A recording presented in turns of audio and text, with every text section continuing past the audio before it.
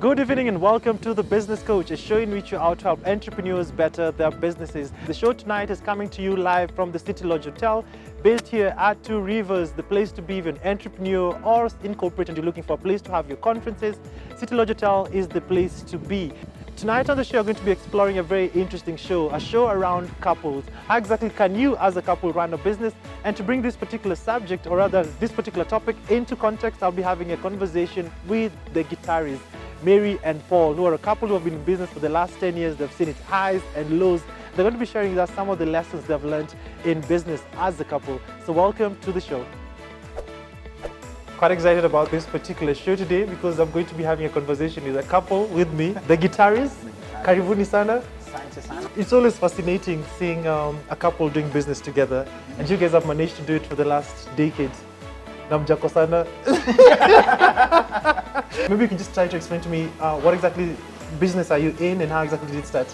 So we run an agency called Brand Spark PR, and we started off because we just could not be able to start a family because of the very hectic schedules that agencies have.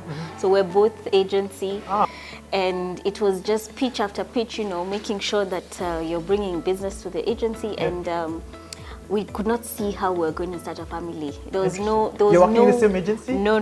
Different agencies. Different agencies, competing agencies, and we were not able to figure out a time even to plan for a family.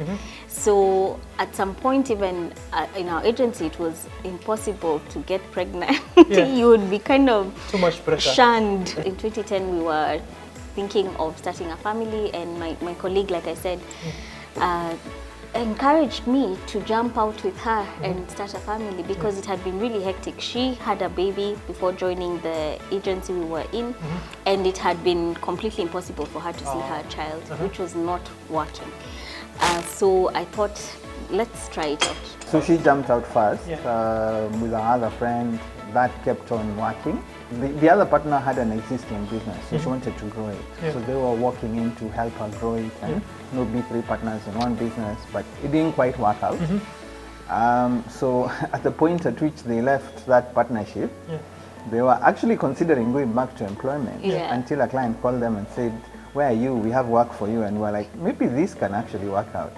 So they started an agency, and that's where Brand Spark was born. How rough was it? Because what's it called? Because Paul was not there initially getting into the business. How did you go about shareholding, considering that you wanted to go into the business as a couple together? And you had another partner also.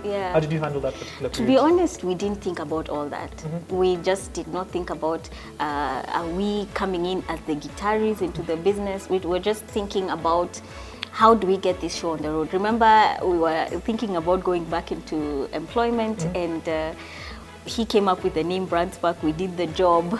Then we were asking ourselves, how do we now constitute all this together? My colleague was the managing director at that point. I was in PR, and I did not want to take an active role per se on paper in the business. Why? And I think, to be honest, I think I was just still in employment mode. You know, it takes a long time for a business person to actually now start acting as a CEO and as an entrepreneur. And what that means is, you know, you're good at doing your craft. You're good at writing your press releases, organizing your events, doing your whatever it is, client management, but not really thinking, what is the strategy for this business? What is the, what's the bigger picture? What's the bigger picture? Where is the money coming from? You're kind of just used to. Also, the first days you just smooth sailing. Makubati.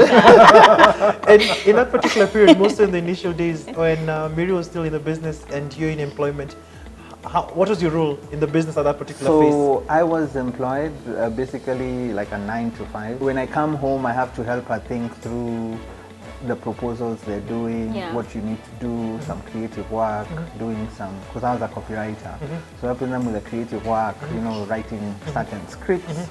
So it's, in essence, I was actually working two jobs. I just was working from the very background, no one knew. At what particular point now did you decide also for you to quit your job and join Mary in the business? So I wasn't happy where I was working, so I didn't like the hours. But I also didn't like the politics, just the nature of the business. Advertising sometimes tends to be very cutthroat, and I don't understand why. And so I came home and told Mary, I don't understand this politics. Why do I have to play politics? And all I want to do is get the job done. And she was like, you know, you could always quit and join us. And I was like, what's the worst that could happen? We will have no money, we'll go live with our parents. And I quit. How many years into the business was that? Between 6 months and a year into the business. What was the picture then? Are you guys making money then? Was it sustainable then? Yeah. So one of the things we really needed was clients who could pay us retainers. Before you get a retainer client that helps you to really figure out what your overheads are every month so that you can cover those with guaranteed income, it becomes very hard for you to know what's happening. It becomes very hard for you to plan. So one of the clients that came in at that time was GSK that managed to give us a retainer. We got another project that managed to give us like some regional work that was for a period of, I think, 7 months. Then we ended up getting Subaru. And then we had another client. So things were looking up. Yeah, we had one of the clients who we worked with very well was in real estate. In fact, we managed to launch Jacaranda Gardens in a very exciting way. Now it's not so new anymore. At that point it was the community new. One. Yeah. But even before you go on a break, one of the key things that it seems like when you came to the business, you had a specific rules. I don't know how exactly it has morphed to this particular point to ensure that there's sanity in the business and there's sanity at home. How have you guys gone about it? How have you sanitized yourselves? Back then, as Mary was saying, she was operating as an employee. So she was kind of like our client service director. So she maintains the business. I was half split. So I was looking for the business, so in strategy and business development, but I was also doing creative. So I'd write copy, I'd write ads, anything that needed to be written, I would write it. And so in there, then we had our other partner who was an MD, and we were both reporting back there. And so, of course, there were fights of timelines and delivery, but nothing too major. It was more like, you know, but we all understand how an agency runs because we had worked in agency for a bit of time. And we're like, okay, some things take time, other things can be done a bit quickly. So I think that division of roles really helped. Nobody was stepping on the other person's toes. So we're going to take a short commercial break at this particular point. When you come back, I want to just know all the fights and all the intrigues because it doesn't look as rosy as it is right now. You're all smiling, so don't touch that dial. I'll see you after the break.